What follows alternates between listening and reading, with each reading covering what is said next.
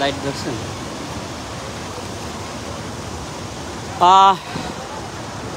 এটা হচ্ছে ফেনীর এলাকাটার নাম কি? ফেনীর লালপুল। এখানে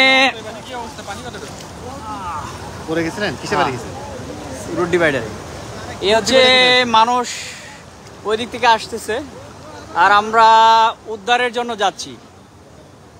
অনেকেই চাচ্ছেন রেস্কিউ করার জন্য, রেস্কিউয়ের জন্য আসতে। তাদের কাছে একটা বিষয়, সেটা হচ্ছে এখানকার সিচুয়েশান মানে খুবই ভয়াবহ। তো একটা রেস্কিউ আসলে আবেগের চেয়ে বাস্তবতাটাকে মানতে হবে আপনাদের।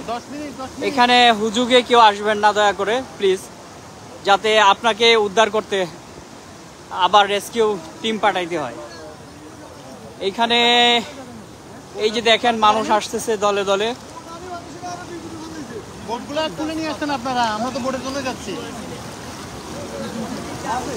দলে দলে মানুষ আসতেছে। আমরা সামনে সম্ভবত 1.5 কিলোমিটার রাস্তা। এখানে কয়েকজন নারী শিশু তারা আটকে আছে, তাদেরকে উদ্ধার করার জন্য রওনা দিলাম ভোর রাত 4টার দিকে। এখন পর্যন্ত কোমর পানি, সামনে সম্ভবত পানিটা আরো বেশি হবে। সো যারা রেস্কিউ করতে আসবেন বা এই টিমে আসার চিন্তা করতেছেন তাদের প্রতি রিকোয়েস্ট,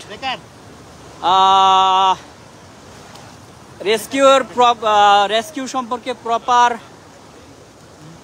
যাদের জ্ঞান আছে, একমাত্র অভিজ্ঞতা আছে, একমাত্র তারাই আসবেন, না হলে এখানে বিপদ হওয়ার সম্ভাবনা আছে।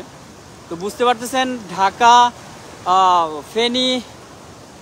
ফেনীর চট্টগ্রাম মহাসড়ক, সেই মহাসড়কে কোমর পানি। এই হচ্ছে একটা বাস দাঁড়িয়ে আছে, সামনে শত শত গাড়ি দাঁড়িয়ে আছে। গাড়ির মোটামুটি চাকা পর্যন্ত পানিতে তলিয়ে গেছে। আর রাস্তায় তীব্র স্রোত, পানির তীব্র স্রোত। ও সব মিলিয়ে পরিস্থিতি অনেক ভয়াবহ। সবাই ফেনী, পার্বত্য অঞ্চল, বান্দরবান, তারপর হচ্ছে কুমিল্লা, নোয়াখালী, এই অঞ্চলের মানুষের জন্য সবাই দোয়া করবেন যেন এই দুর্ভোগ থেকে আমরা আমাদের বাংলাদেশটা রক্ষা পায়।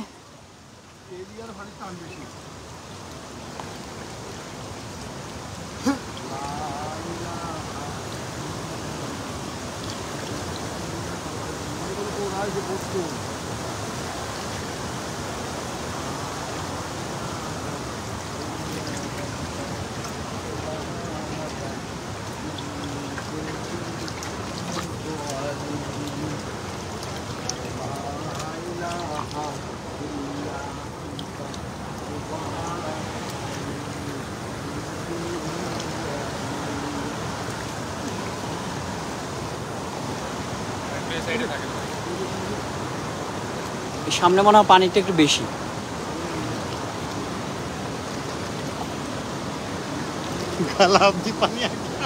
গলা অব্দি পানি আগায় না, এটাকে বলে গলা অব্দি পানি আগায়।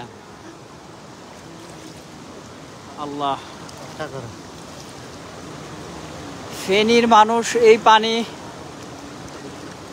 মানে আমি বিশ্বাস করতে পারতেছি না আমি একটা মহাসড়ক দিয়ে হাঁটতেছি কোমর পানিতে। এবং আপনারা যদি খেয়াল করেন পানির তীব্র স্রোতের গর্জন।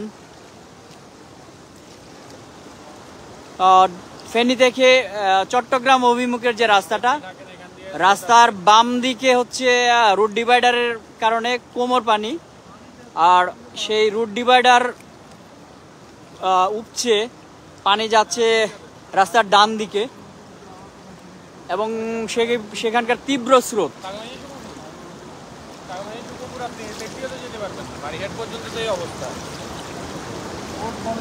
একটু আগে একজনের সাথে দেখা হলো, উনি বারৈয়াহাট থেকে লালপুল চলে আসছে, প্রায় 40 কিলোমিটার রাস্তা। এই যে মাছটা লাভ দিছে। 40 কিলোমিটার রাস্তা উনি এই কোমর পানি ভেঙে আসছে, কোমর পানি গলা পানি। সামনে দেখতে পাচ্ছি কিছু কয়েকজন মহিলা, তারা আসছেন এবং ধৈর্য ধরেন চলে আসছেন, বেশি সময় নেয় 15 মিনিট আর।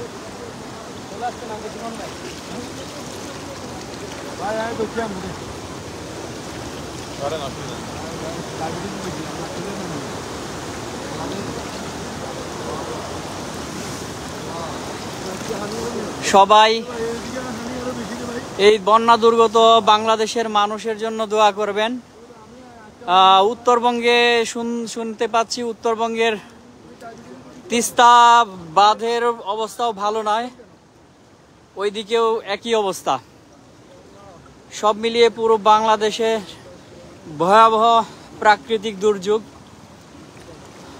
এই দুর্যোগে আমরা যেভাবে পারি সাহায্যের হাত বাড়িয়ে দিই। তবে একটা বিষয় মনে রাখতে হবে, এই এখন পানি সরে যাওয়ার পর হয়তো কিছুদিন পরে পানি সরবে, তখন আরো ভয়াবহ পরিস্থিতি ধারণ করতে পারে।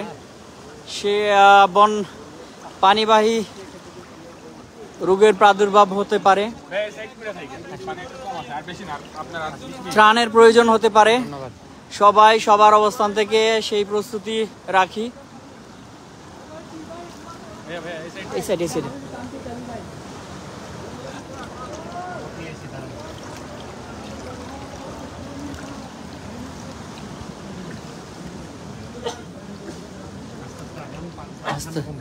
সামনে পানি কম।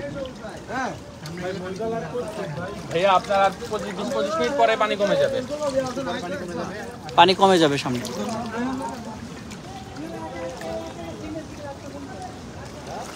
এতক্ষণ কোমর পানি ছিল, এখন সম্ভবত সামনে, এখন বুক পানিতে আছি, সামনে সম্ভবত গলা পানি পর্যন্ত চলে আসবে।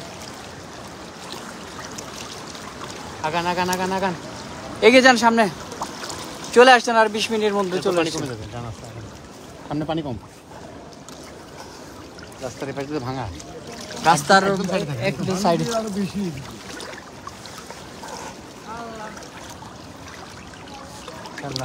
লম্বা হওয়ার একটা সুবিধা জীবনে পাইলাম। ভাই আপনার তো সমস্যা নাই, আমার তো গলা অব্দি পানি আগায়া। কিছু বলেন? পানি কমবে সামনে, আগান নিচে দিছে, আস্তে আস্তে আগান, সামনে পানি কমবে, আর একটু গেলেই কমে যাবে।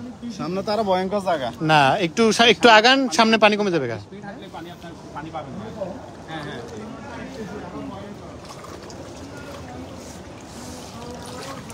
আমাদের বলতেছে সামনে ভয়ঙ্কর, ওনাদের না। আপনি কি বুঝতেছেন?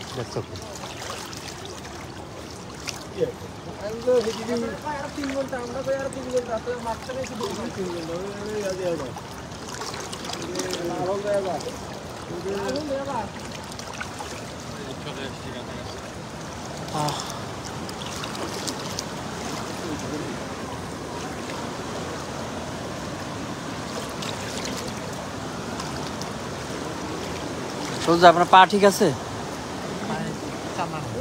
আমার তো ইয়াতে লাইভে আছেন হাঁটু। হ্যাঁ, একটু 44 সাইজের বেল্টওয়ালা জুতা নিয়ে আসতে বলেন তো যারা আসবে। আচ্ছা, যদি কেউ ফেনীতে আসেন, 44 সাইজের একটা স্যান্ডেল যদি সম্ভব হয়, ফিতাওয়ালা বেল্টওয়ালা একটা স্যান্ডেল নিয়ে আসবেন, 44 সাইজ।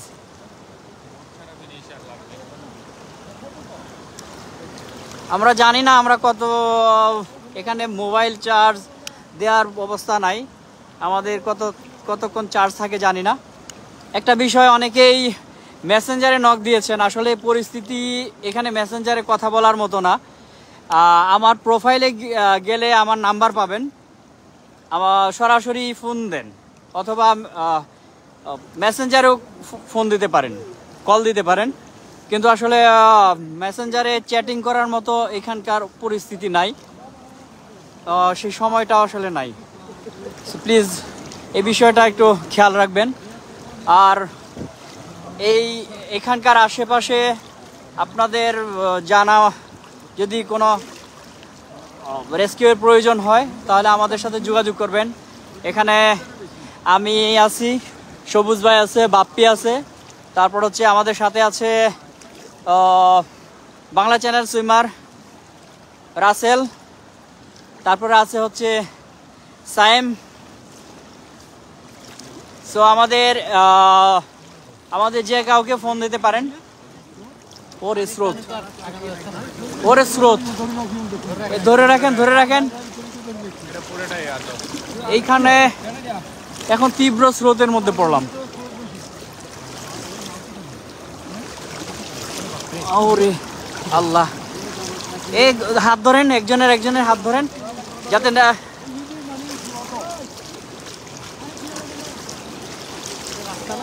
রাস্তা কোন জায়গায়? ওরে এত ফ্লো কেন জায়গায়? একটু সাইড করে এই রুট ডিভাইডার ধরে রাখেন। এই একসাথে ধরে আসেন। আরে এইদিকে আসেন। ঠিক আছে আগান দাঁড়া দেখেন না, দাঁড়ায় থাকলে চলে যাবেন রে ভাই। হাত ধরেন, একজন হাত ধরেন।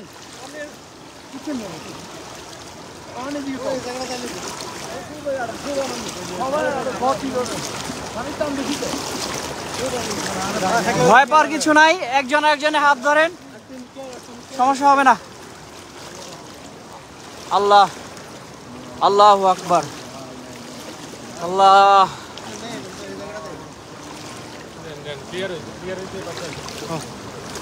ডিজেলের তীব্র গন্ধ পানিতে।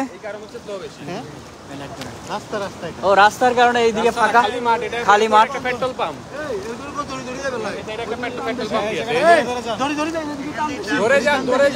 ধরে যান, একজনকে ধরে যান।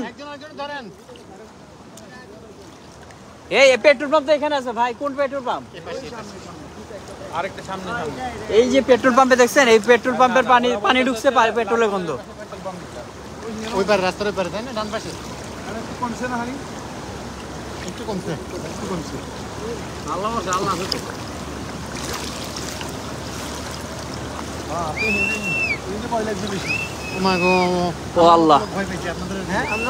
মানে আমি বাংলা চ্যানেলে ভয় পাই নাই। এখানে যে অবস্থা, আসলে রেস্কিউ এত ইজি বিষয় না। তো সবাই অনুরোধ করব, হুজুগে কেউ আসবেন না। রেস্কিউ সম্বন্ধে অভিজ্ঞতা থাকলে সেই অভিজ্ঞতার আলোকে আসবেন এবং কনফার্ম করবেন। এখানে বোটের বিষয়টা আছে, কনফার্ম যদি বোট থাকে তাহলে আসবেন, আর না হলে আসলে কোনো কাজ হবে না। সো এখানে ভিড় বাড়িয়ে লাভ নেই। যদি আসতে চান টিম, তো রেস্কিউর আসলে প্রয়োজন আছে। প্রচুর মানুষ বিভিন্ন জায়গায় পানিবন্দী, অনেকের বাড়িঘর 2 তলা 3 তলা ছাদ অবধি পানি উঠে গেছে।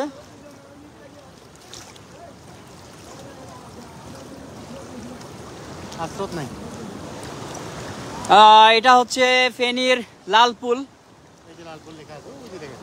এই হচ্ছে সেই জায়গা লালপুল ফেনীর।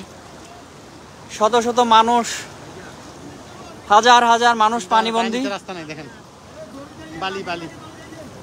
হাজার মানুষ পানিবন্দী।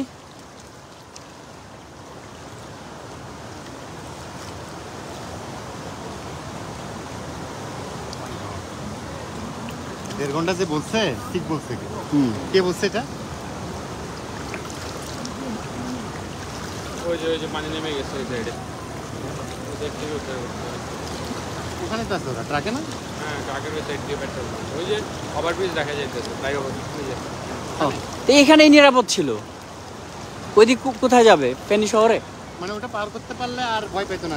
তো দ্বীপের মাঝখানে না, ভয় পাচ্ছে বেশি।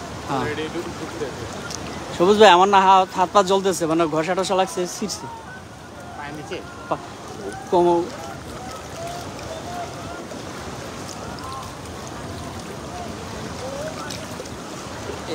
এই ধরেন, এই সবুজ ভাই লাইট ধরেন। আমরা আছি লালপুল। ভাইয়া ভাইয়া ভাইয়া এই সাইডটা ছাইরেন না।